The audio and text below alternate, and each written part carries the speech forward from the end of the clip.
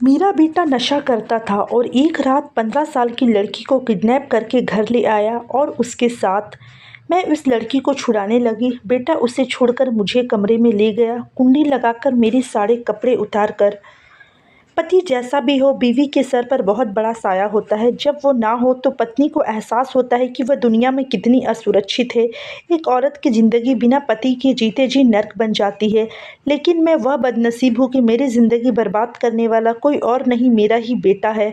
वह अंधेरी रात मैं कैसे भूल सकती हूँ जिसके स्याही ने मेरी ज़िंदगी बर्बाद कर दी। राहुल मेरा 21 साल का बेटा था, घर का अकेला ही कमाने वाला था और मेरे पति के देहांत को बस कुछ ही महीने गुजरे थे और एक रात मेरे बेटे ने एक लड़की को अपने साथ घर लेकर आ गया और कहने लगा मुझे इससे शादी करनी है। लेकिन मैंने इनकार कर दिया। वजह ही ऐसी थी कि मैं कभी भी राहुल की शादी उस लड़की से नहीं करा सकती थी। लेकिन मेरा इनकार करना था, राहुल अपने आपे से बाहर हो गया। उसने उस लड़की को वहाँ से भगा दिया, लेकिन मेरा हाथ पकड़कर वह मुझे ज़बरदस्ती खींचता हुआ कमरे में ले गया। मेरी जान उस वक्त फना हुई जब उसने मुझे बेड पर पटक दिया और कमरे की कुंडी लगाने लगा और कहने लगा, आज तुम्हारे इनकार की तुम्हें वह सज़ा दूंगा कि दुनिया वाले के सामने मुँह छुपाते फिरोगे। उसकी बात का मतलब समझकर मेरा गम और गुस्से से बुरा हाल था। मैंने कहा कि शर्म करो, मैं माँ हूँ तुम्हारी, लेकिन उसने मेरी बात नहीं मानी और फिर मेरे साथ वह मंजर सुनकर आपकी रूह खड़ी हो जाएगी। राहुल मेरे पति का इकलौता औलाद था, इसलिए मेरे पति ने उसके अब तक के सबकर लाड उठाए थे। बचपन में ही मेरा पति उसे सिखाता आया कि राहुल तुम मेरी सारे जायदाद की अकेले वारिस हो। कच्चे दिमाग में बार बार यह सुनता था, वह खुद ब खुद उसके अंदर ये सारी बातें खुदगर्जी के तौर पर आ जाती है। राहुल के साथ भी कुछ ऐसा ही हुआ था। वह पूरे घर में यूँ रहता जैसे वह मालिक है और मैं उसकी नौकरानी। मुझे नहीं याद है कि उसने कभी मुझे माँ कहकर भी पुकारा होगा। मेरा नाम रजनी है और वह मुझे रजनी कहकर पुकारता था। पहले पहल जब उसने मुझे यह कहकर पुकारा तो मुझे लगा शायद मेरे पति मुझे इसी नाम से पुकारते हैं, इसलिए राहुल की जुबान पर भी यह नाम चढ़ गया है। मैंने फ़ौरन उसे रोक दिया, बेटा मैं तुम्हारी माँ हूँ, मुझे माँ कहा करो। लेकिन वह 8 साल की उम्र में भी बहुत ही बदतमीज़ किस्म का था। कहने लगा, नहीं मैं तुम्हें माँ नहीं कहकर पुकारूंगा। मुझे उसका लहजा बड़ा बदतमीज़ सा लगा। मैंने एक थप्पड़ उसके मुंह पर मार दिया, लेकिन मैं नहीं जानती थी कि यह थप्पड़ मुझे इस कदर महंगा पड़ेगा। मेरे पति उस समय ऑफिस के लिए तैयार हो रहे थे और राहुल स्कूल के लिए तैयार हो चुका था। मैं उसे नाश्ता बनाकर देने लगी तो कहने लगा, मुझे तुम्हारे हाथ का नाश्ता नहीं पसंद है रजनी। उसकी इस बदतमीजी पर मुझे भी गुस्सा आ गया और मैंने कहा, मुझे माँ कहो, मैं माँ हूँ तुम्हारी। तो वह कहने लगा, रजनी हो तुम और मैं तुम्हें हमेशा रजनी ही कहकर पुकारूंगा। मुझे उस पर बहुत गुस्सा आया। मैंने उसके मुंह पर थप्पड़ मार दिए, लेकिन मैं नहीं जानती थी कि इसका अंजाम मुझे तड़पा के रख देगा। वह रोने लगा। उस वक्त मेरा पति कमरे से बाहर निकला, राहुल से रोने की वजह पूछने लगा। राहुल ने मेरी तरफ इशारा किया, कहने लगा, इस औरत ने मुझे थप्पड़ मारा है। मैंने कहा कि मुझसे बदतमीजी से बात कर रहा था, मुझे माँ कहने के बजाय मुझे रजनी कह रहा था। मेरी बात मेरे पति ने पूरी सुनी भी नहीं थी कि जोरदार थप्पड़ मेरे मुंह पर मार मेरे पति ने मेरी पूरी बात सुनी भी नहीं थी कि जोरदार थप्पड़ मेरे मुंह पर मार दिया। कहने लगा, तुम होती कौन हो मेरे बेटे पर हाथ उठाने वाली? तुझे मैं बताता हूँ कि मेरे बेटे पर हाथ उठाने का अंजाम क्या होता है। वो मेरा हाथ पकड़कर मुझे किचन में लेकर स्टोव जलाया और जलते चूल्हे पर मेरा हाथ रख दिया। मैं पूरी तरह से बिलबिला उठी, चीखने लगी, चिल्लाने लगी, लेकिन मेरे पति को मुझ पर तरस नहीं आया। राहुल यह सब देखकर हंसते हुए तालियां बजा रहा था। मेरे पति ने मुझसे कहा, खबरदार जो तुमने दोबारा राहुल पर हाथ उठाया तो। मुझे नहीं मालूम था कि मेरे पति ऐसी हरकत भी मेरे साथ कर सकते हैं, वह भी एक बच्चे के लिए। एक बाप अपनी बीवी को बच्चों के सामने अहमियत नहीं देगा तो वह क्यों इज्जत देगा। मेरे साथ भी ऐसा ही हुआ था। मैं रोती रही अपनी किस्मत पर। आखिरकार राहुल 12 साल का हो गया और उसकी खुदगर्जी और भी परवान चढ़ गई थी। वह स्कूल से आता तो मैं खाना तैयार करके रख देती थी, क्योंकि अगर ज़रा भी देर हो जाती तो वह तूफ़ान खड़ा करके रख देता था। लेकिन आज सुबह से ही मुझे बुखार था, मुझसे कोई काम नहीं हो रहा था, खाना भी मैं नहीं पका सकी थी। कल की सब्ज़ी मौजूद थी, मैंने सोचा कि वही आज राहुल को दे दूंगी। राहुल जब स्कूल से वापस आया तो मैं बड़ी मुश्किलों से ही उसके लिए रोटी बनाई। अभी तक तब राहुल ने कहा, अभी तक ना जाने तुम इतनी कामचोर हो।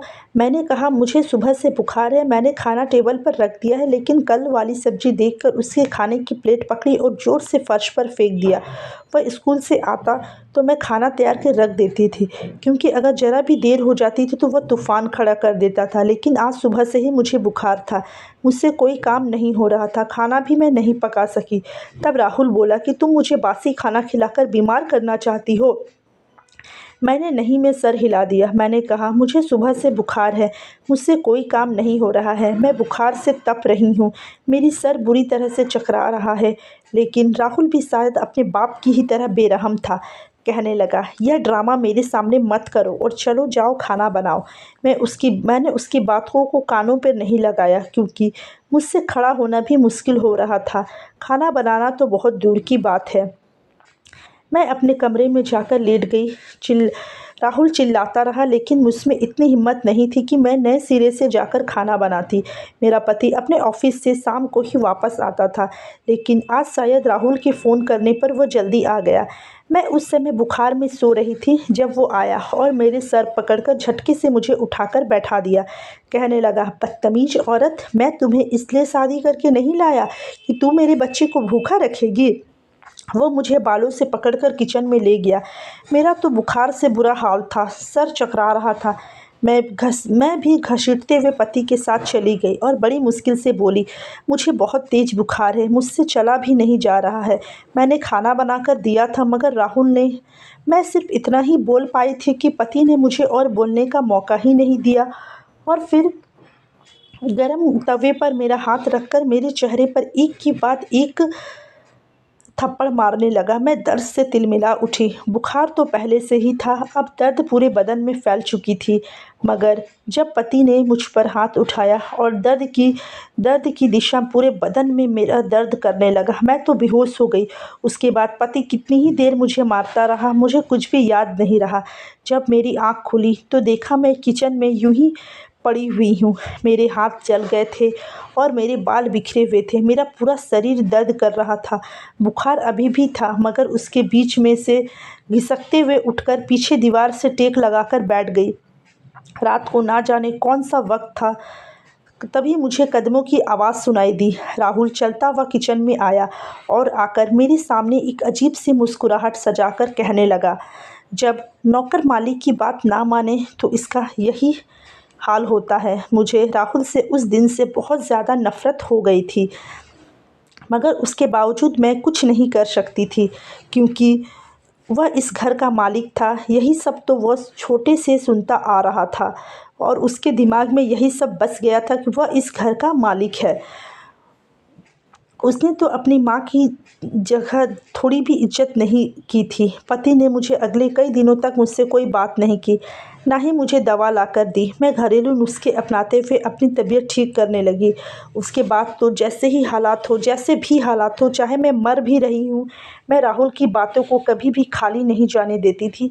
उसके लिए ताज़ा खाना बनाया करती थी और उसके हर जुर्म को खामोशी से सहन करती थी, मगर उसके बावजूद भी उसका रवैया दिन पर दिन बिगड़ता ही चला जा रहा था। पति भी अब मुझसे बात करना बंद कर दिए थे, और वो राहुल से बहुत प्यार करते थे और मुझसे हर समय गुस्सा में रहते थे कि जो राहुल कहे वही करो, उसकी हुक्म का पालन करो, उसके हुक्म के खिलाफ मत जाना। मेरी अब यही कोशिश रहती कि बाप बेटे को शिकायत का मौका ना दूँ। मेरी सारी हसरत तो जैसे दिल में ही दफन हो गई थी। राहुल अब 15 साल का हो चुका था और अब वो समझता था, मगर उसके नफ़रत और बदतमीजी तो जैसे आसमान छू रहे थे।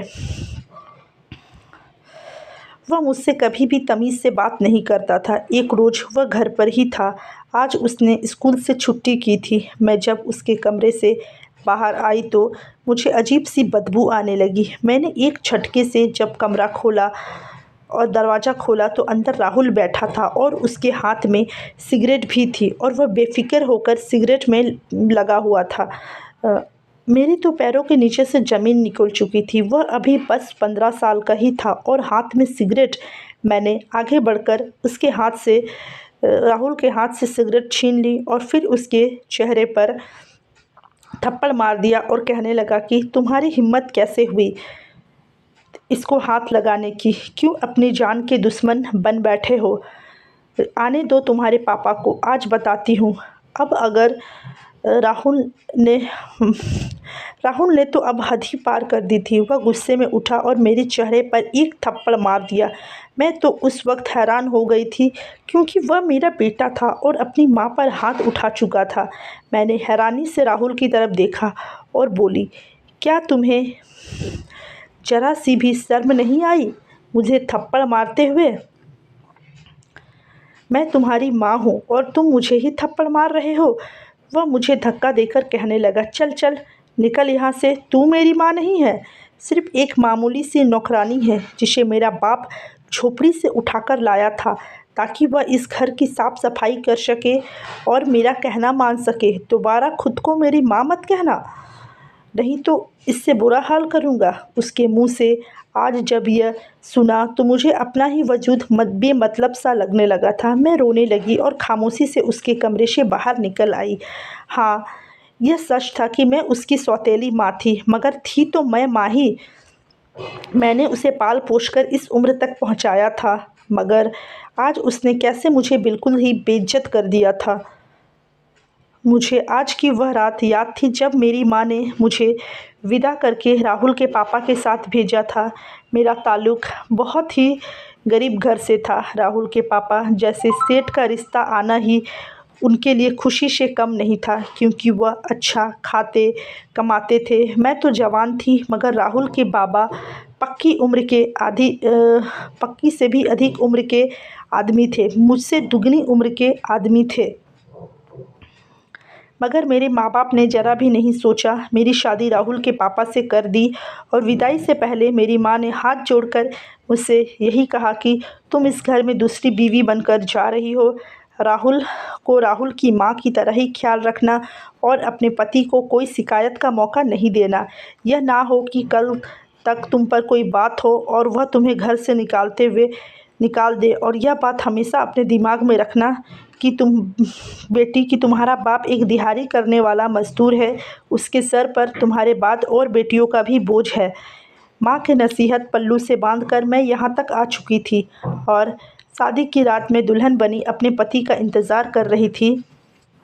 वह कमरे में आते ही नहीं थे, क्योंकि राहुल उनसे बिना वजह की जिद करके अपने पास ही रोक लेता था। जब वो कुछ देर मेरे पास आए और हमने कुछ बातें की, तो एक बार फिर अचानक से राहुल दरवाज़ा खोलकर अंदर आ जाता है और अपने पापा को अपने साथ जिद करके वापस अपने कमरे में लेकर चला जाता है। मेरे पति ने कभी यह तक नहीं कहा कि तुम मेरी बीवी हो या यह घर तुम्हारा है, तुम ही इस घर की हर चीज़ की मालकिन हो। उसने कहा, यह घर और मेरा सब कुछ राहुल का है और वह इस घर का मालिक है। राहुल ने मुझे मेरी असली हैसियत याद दिला दी थी। शाम को जब राहुल के पापा आए तो मैं राहुल की हरकत के बारे में उन्हें साफ लहज़ों में बताया।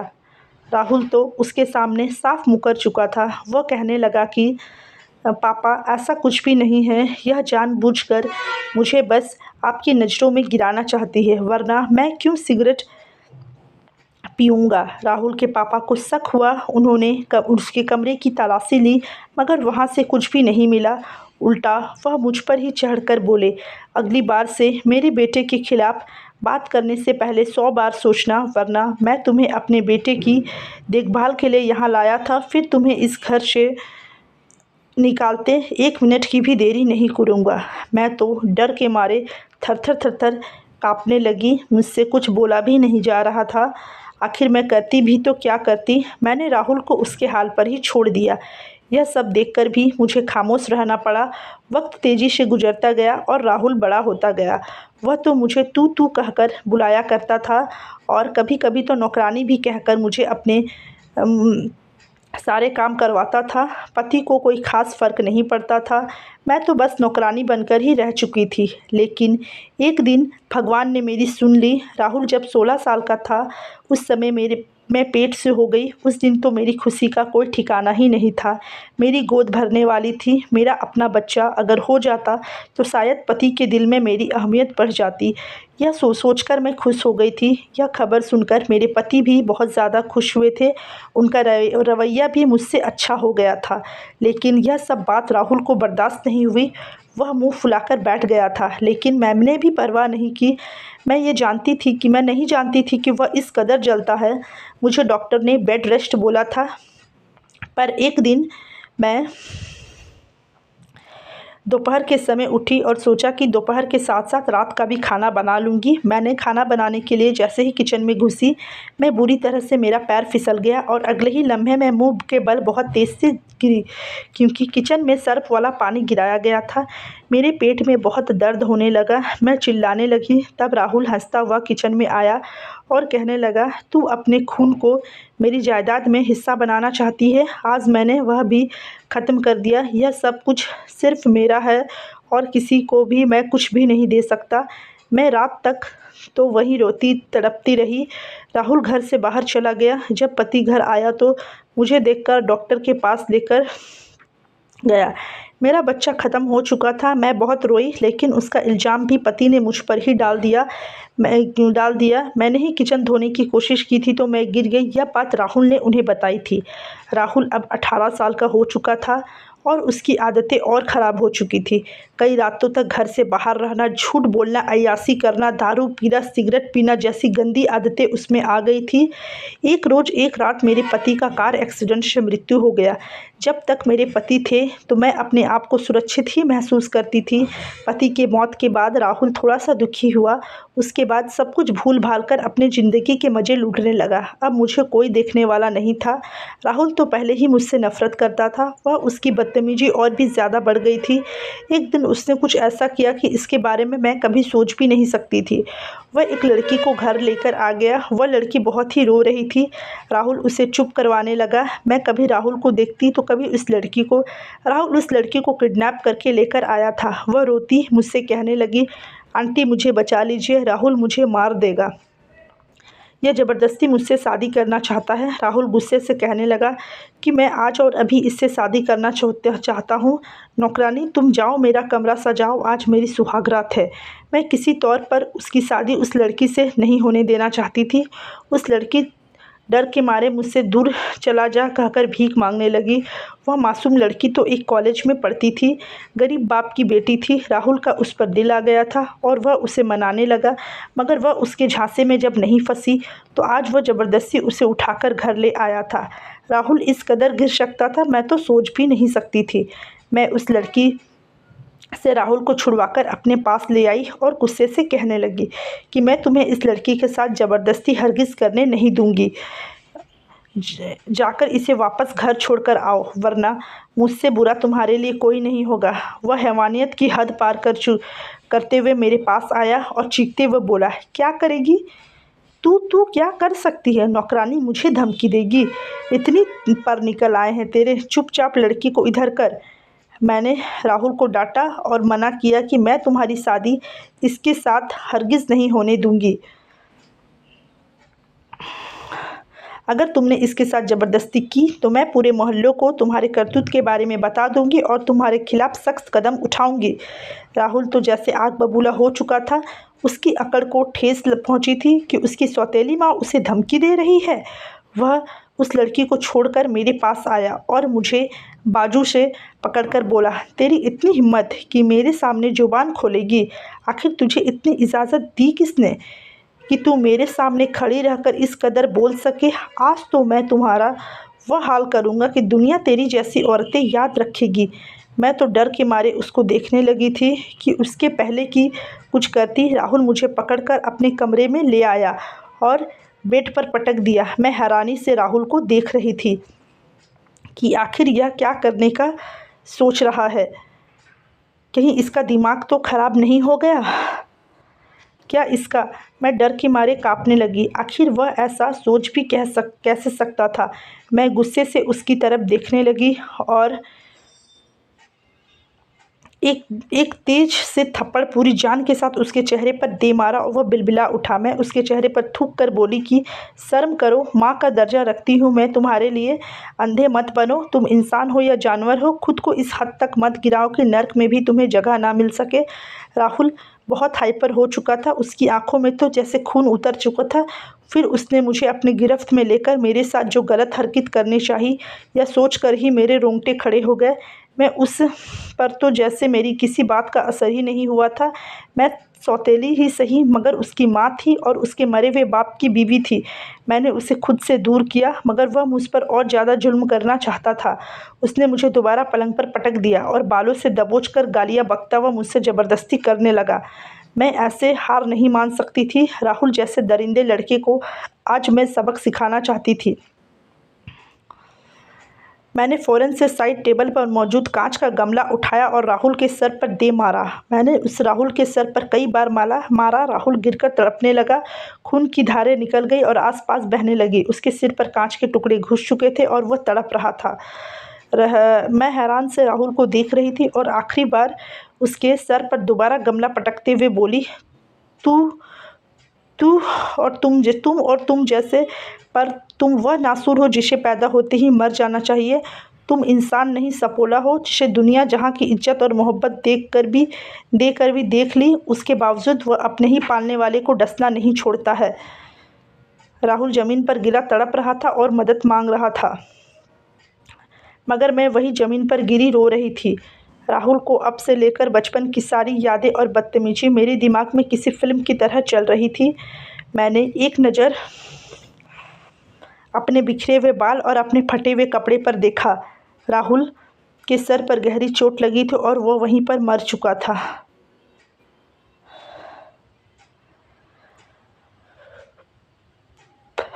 और मैं भूत बनी उसे देख रही थी। आज उसके अंदर का जानवर ने ही उसे मार दिया था।